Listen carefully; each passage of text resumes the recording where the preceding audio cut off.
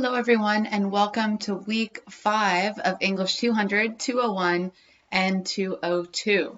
This is our third genre that we're going to be working in. We're going to be moving on to fiction this week, so those of you who like to write fiction are very excited now. But what we're going to be doing in fiction is a lot like what we've been doing in the past in our poetry unit and our creative nonfiction unit. We're just putting it into a different form. So this week, before you listen to this lecture or after, either way, please read Destination Fiction. It's just 2 pages in Serious Daring, and then the chapter 8 in Serious Daring on character. I'm going to be going over some of the information in that. And then a really great example of a short story that uses character is Saint Marie by Louise Erdrich, and that is in our textbook as well, pages 346 to 356. So the short story, this is your next genre, welcome. The word fiction means to shape or fashion. And it's really important to make a point here. What we're going to be writing in this class is called literary fiction, and it's quite different from genre fiction. Now, genre fiction is like fantasy, think Game of Thrones, or sci-fi, and this is not, or romance novels or mysteries, right? Those are all genre. It means there's a typical form of how those books are set up, and the books tend to follow that form. Now, don't get me wrong, I'm actually a huge fan of sci-fi. Octavia Butler is one of my favorite authors, and if you haven't read her, I highly recommend her, along with Ursula Le Guin, who's also an incredible incredible sci-fi writer, and fantasy writer. So please don't take it that I'm telling you that genre fiction is not important or literary in any way. That's not true. But for this class, we're going to be focusing on the basics of literary fiction because we only have 2 weeks. So if I were able to teach a whole semester on fiction, I would definitely do a unit, especially on science fiction and modern science fiction, because it is amazing. And if any of you are huge science fiction fans and want some recommendations, please just shoot me an email. I'd be happy to give them to you. So what are the elements of fiction? There is the structure and design of a story. That's the plot. That's what happens and what causes those things to happen. When you're writing a short story, you want to keep your structure and design really simple. The plot needs to be very simple. Characters, these are the people in your story, the protagonist, the main character, and the antagonist, the person, place, or thing that's working against that person in some way. Dialogue is what the characters say to one another. Setting is where and when the story takes place. And point of view, tone, and style, the tone is the attitude towards the listener that you create as a writer. The point of view is who and how the story is told. Is it told from a third person, or is it told from inside the story by the person who's in it? Here's some information, some tips about writing shapely fiction, and some tips from a really great writer named Ron Carlson, and his book is called Ron Carlson Writes a Story. So when you are writing your first stories, you want to make sure that you don't try to tell too many stories at once. A story that is too complicated uses up its energy just to explain what's happening. Don't write a last line that surprises the reader. A lot of beginning fiction writers will do this. They'll get themselves in a really complicated situation that they've written themselves into, and they're like, oh my gosh, how do I get out of this?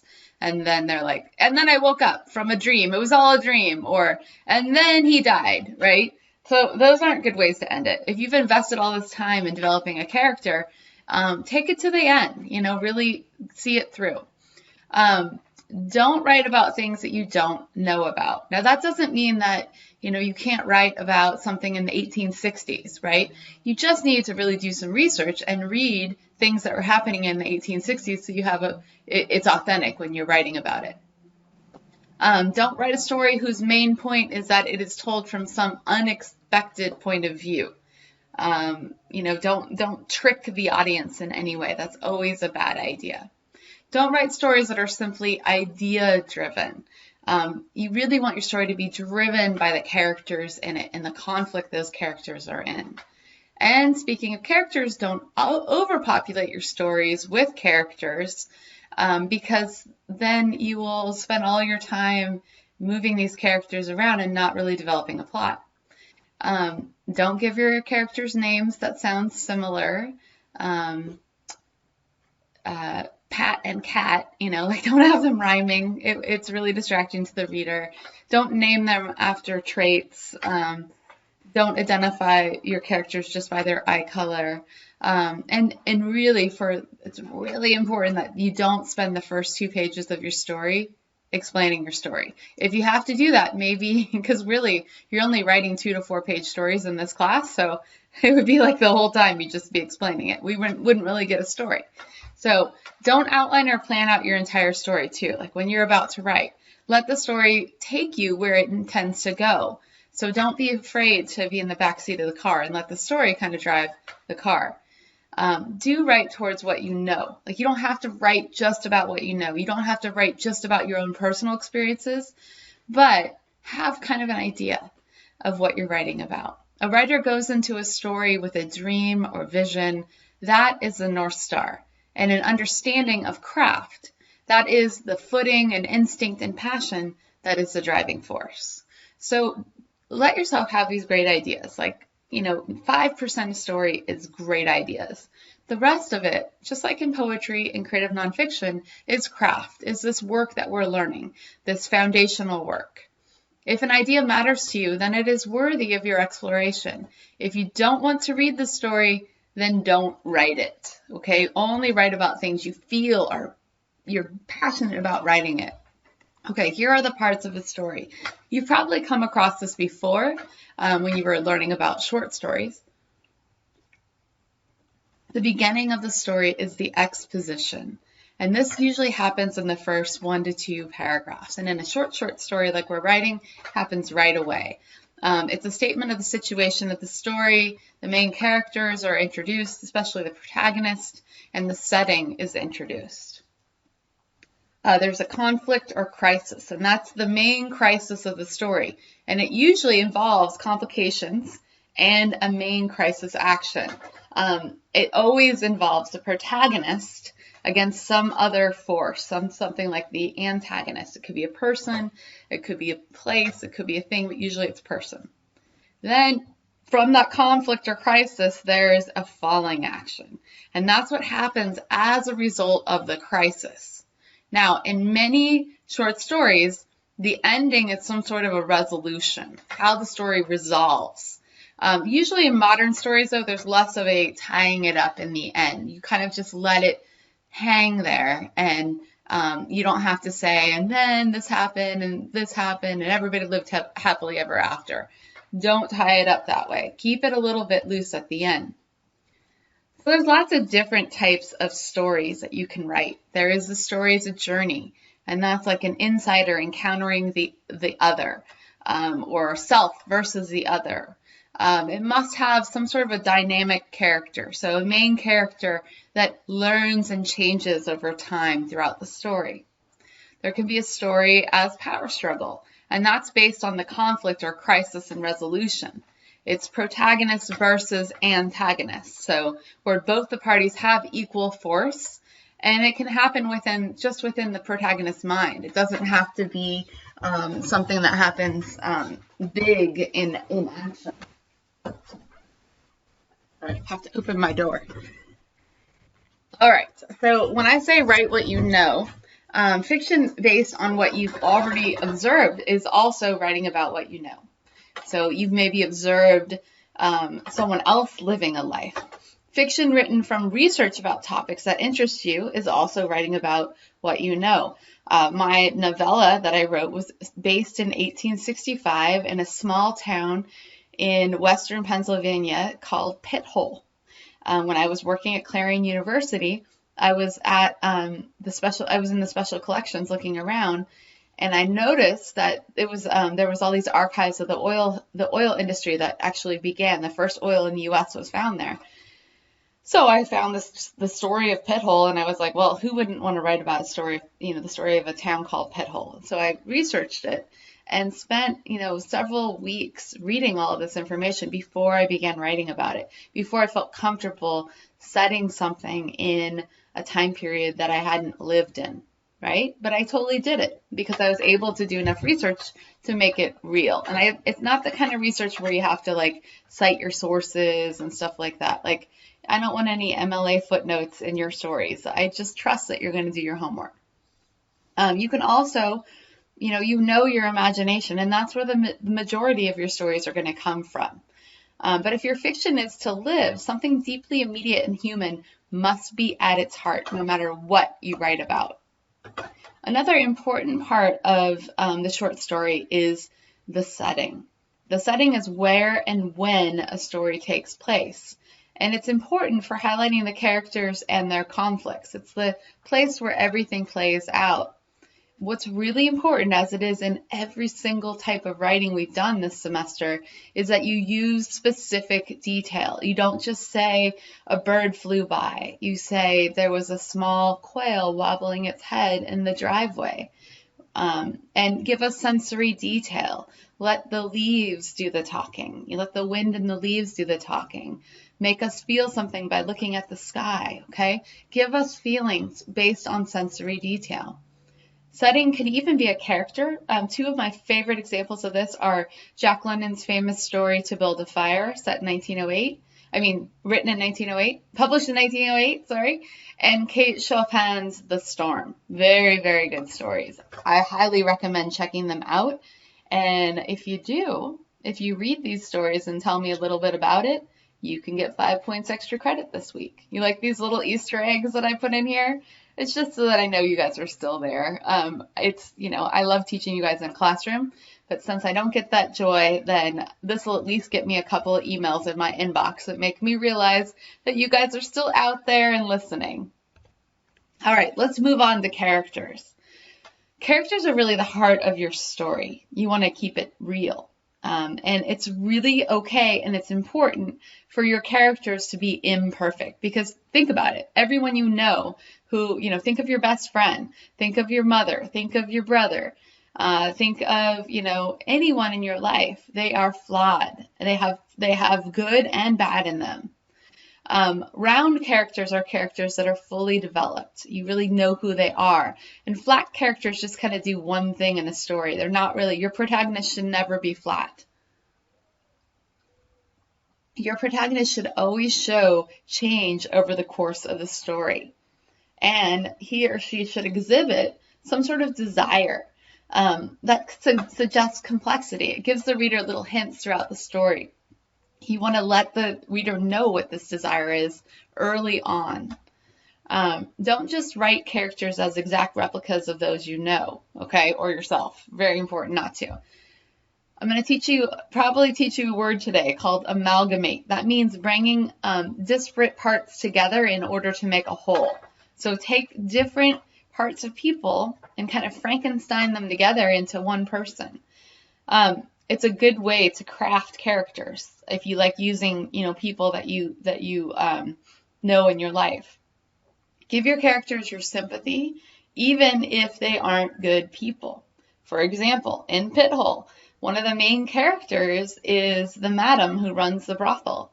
And it's easy, given what she does to the women that work for her and the way she treats people, to not like her, right? She's a pretty bad person.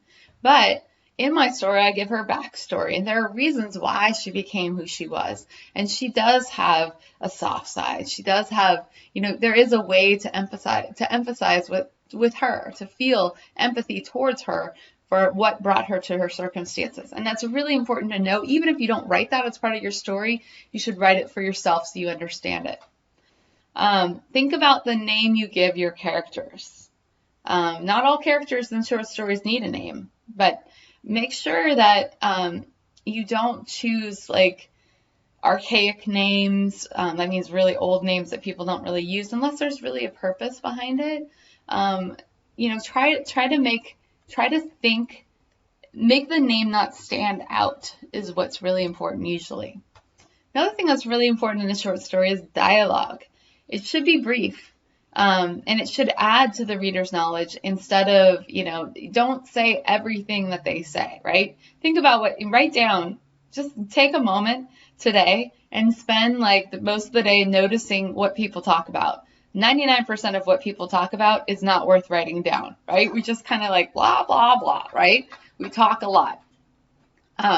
You want in a story, anything that anyone says should add to the reader's knowledge. It should eliminate the routine. So like I said, just get rid of all the routine exchanges of everyday conversation. Keep it spontaneous, the writing, and it should always, the dialogue should always move the story forward. And it should tell the reader about the speaker's character. It's a point where you get to tell us more about who this person is that you're writing about. And it should reveal relationships between people. The questions you can ask about dialogue is, do I have enough of it? Or do I have too much of it? Does the dialogue sound like real speech? And have I clearly and unobtrusively tagged all speakers of dialogue? You gotta make sure we understand who's speaking when. All right, are you guys ready? Are you ready to do some writing? Okay, so now what I'd like you to do to start off, there's a lot of journal exercises today. And the reason why is because when we write a short story, we really have to, character is really one of the most important things to figure out. And so I spend a lot of time on character. And I think once we get through this, then we'll work on, next week we're going to work on plot and move forward with some other elements of fiction. But this week is mainly about character, but there's a lot of journal exercises. A lot of them are short, but after we move through them, then you'll be able to write better. I'm sorry, I'm not being direct. Sorry, my dialogue is not being effective. But let's just bear with me as we go through these exercises, these journal entries. You can stop the video and do them as we go, or you can listen to all of them and do them on your own time. But give yourself adequate time to do all of them. You will need more time this week to do journals. All right, the first thing you're going to do is you're going to switch gender.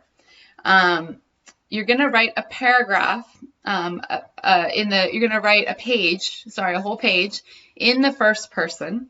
That means I, right? I went to the store, assuming the voice is someone of the opposite gender. This can be a description, a narrative, or a segment of an autobiography, right? The main point is to completely lose yourself and become the author. I want you to put on someone else's life and write about it. And the objective of this is to learn how to draw convincing verbal portraits of characters that are different from ourselves, right? And to make them sympathetic and rounded, right? To have desire, right, of some sort, right? And to have, for them to be complex, even though you don't especially like them or admire what they represent, right?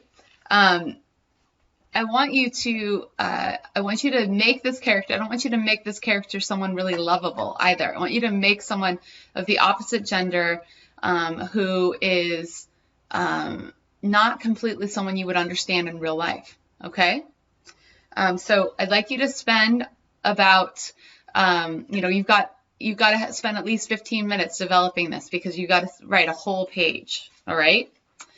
Then what I'd like you to do is to make a list of some of the ways that you can suggest approximate age. Now, this is, in writing, a lot of times you'll just say, George Shaw was 75 years old, right? And that's a real direct way to tell us how old he is, right? But there's a lot of subtle details that you can describe that would really tell us his age without having to explicitly state it, right? So what I'd like you to do is to make a list of some of the ways that you can suggest approximate age. So obviously, if someone's old, you think, okay, they have wrinkles on their face and they have gray hair, right? Think of other ways besides that, okay?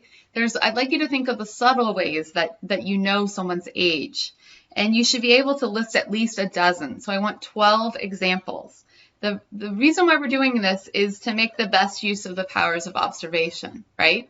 The more precise the detail, the more convincing it is. How a person adjusts to the aging process tells us a good deal about her personality. And this is as true for fictional characters as it is for real people. Okay, so for example, maybe you're going to talk about the condition of someone's teeth, right? Or what the t-shirt says that he or she is wearing, or what kind of music that he or she is listening to. And be specific. You want to tell me what's on that t-shirt and what song they're listening to, okay? All right. Now, that's journal exercise 13, A and B. Now, exercise 14. Name that character. This is fun, okay? All you have to do is name the following characters, keeping in mind that you can plant within a name a clue to their role in your fiction, okay? So when you name, like think of the time and effort people put into naming their babies, right? You don't know what they're going to be like, but it's such a big deal, right? But you get to see your babies all grown up and then name them, right? So you really have this great role as a writer to think about what you're going to name your characters.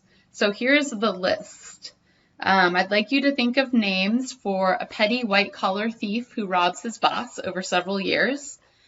Name an envious, bitter woman who makes her sister miserable by systematically trying to undercut her pleasure and self-confidence. Name a sweet young man too shy to speak to an attractive woman he sees every day at work.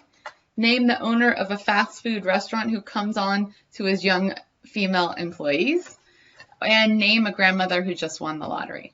Okay? The reason why we're doing this, the objective is to recognize that the names that you give your characters should not be drawn out of a hat, just picked randomly, okay?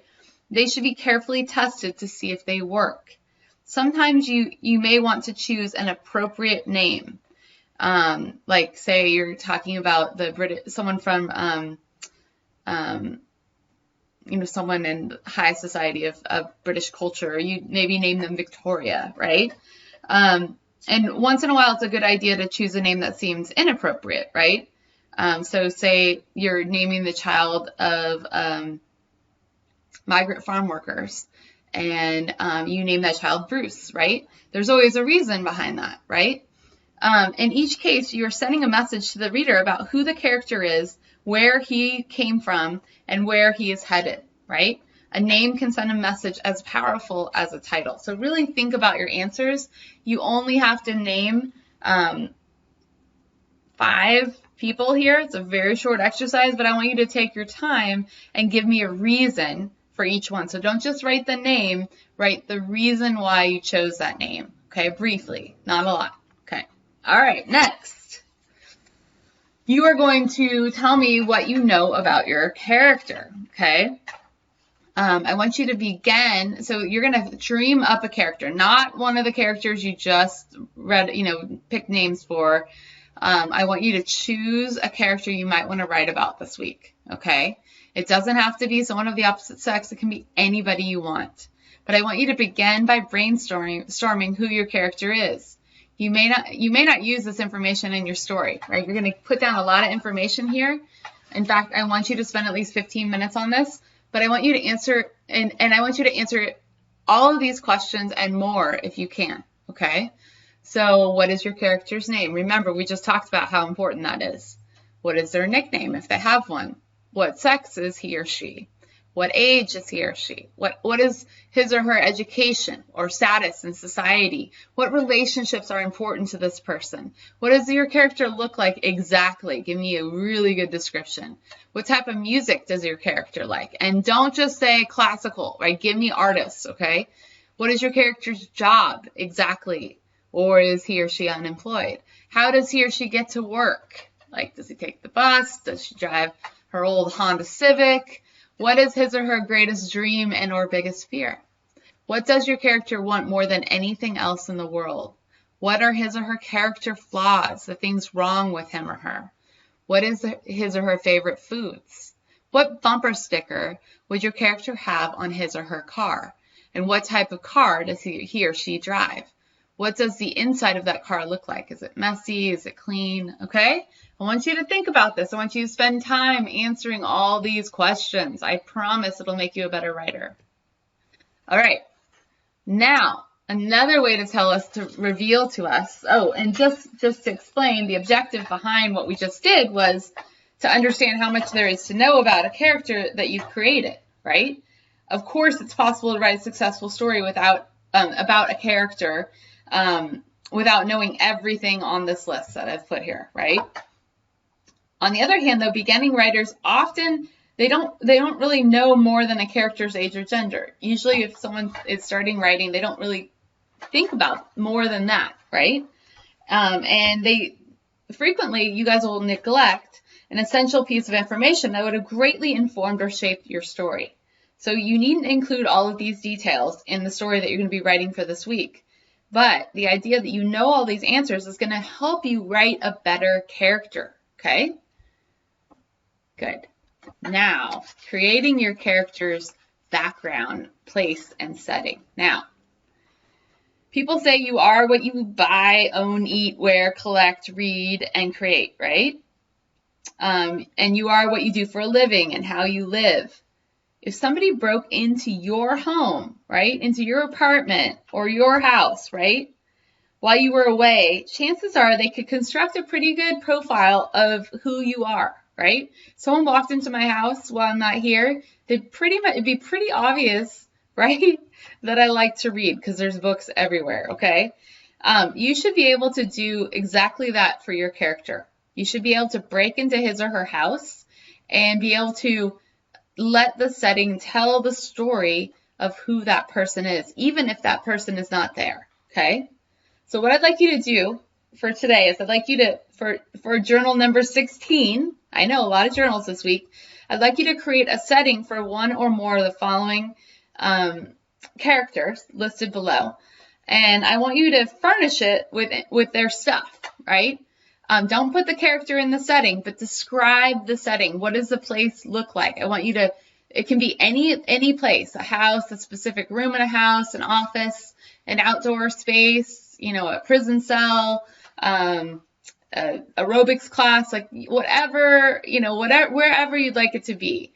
But it has to let you use as much description as possible about the person who's not there so that we really get to know who he or she is. And please avoid stereotypes when you're doing this. It's really important. All right, so here's the list. I want you to choose 3 of these from the list and really, really describe, give me a paragraph for each, the place where he or she lives or is, okay? You can write about an unsuccessful painter or a former movie star who still thinks she's famous, or a high school senior about to flunk out, or a member of a misunderstood cult, or a supermarket employee who just won the lottery. All right, guys. Last thing that we're going to do, we're missing one. Oh, sorry. Okay, you're missing one of your exercises. I'm going to describe it to you, and then I'll add it in later. I don't know how it's not here. It's called Deny Everything. So exercise number 7, journal number 17 is called Deny Everything. And in it, I'd like you to write a 2-person scene in which one character tries to break through another character's barrier of denial, okay? Make the issue both specific and dramatic. And I'd like you to do this mainly in dialogue. I want you to practice using natural dialogue, but anchor it in a specific time and place. And the reason why I want you to do this is to train yourself to be aware of the unconscious forces in everyday life. People are rarely what they seem. Motives are cloudy at best and often almost entirely hidden. Fictional characters, like real ones, ought to incorporate their psychic complexity, right? Remember that occasionally no does mean yes, and vice versa. All right, and I'll have that up on our journal. That assignment will also be up. Journal 17 will also be up on the website under week 5 module. All right, the last assignment this week is your formal assignment. I would like you to use all the things that we just talked about in regards to writing a character. I'd like you to choose a character that is very different from you in your gender or age or, background, something that's different from you. But you can only suggest his or her age and gender through subtle references, like we did when we talked about it, when we talked about how to subtly tell someone's age, right? I'd like you to focus on giving this character an appropriate name. And then I'd like you to put this character in conversation with another character in a scene where there is some sort of denial happening, some sort of where one character is trying to break another character's barrier of denial. Okay, it needs to be at least 500 words. I'd like it to be more like 3 to 4 pages long because you're going to need that much time to make this all happen. I hope that these exercises have really given you an idea of how to write fiction, and you're going to feel comfortable doing this. But of course, if you have any questions, as usual, please reach out to me. Everything is due on Sunday at 11:59 p.m.